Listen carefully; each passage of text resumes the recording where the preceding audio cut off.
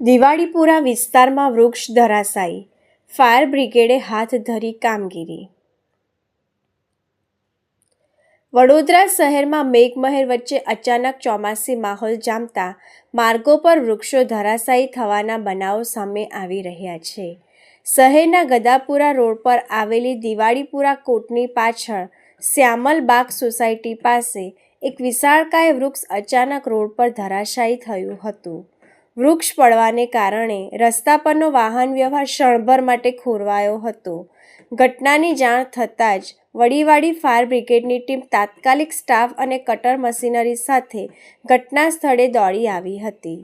Fire ટીમે યુદ્ધના ધોરણે કામગીરી હાથ ધરી વૃક્ષની ડાળીઓ કાપી રસ્તો સાફ કર્યો હતો.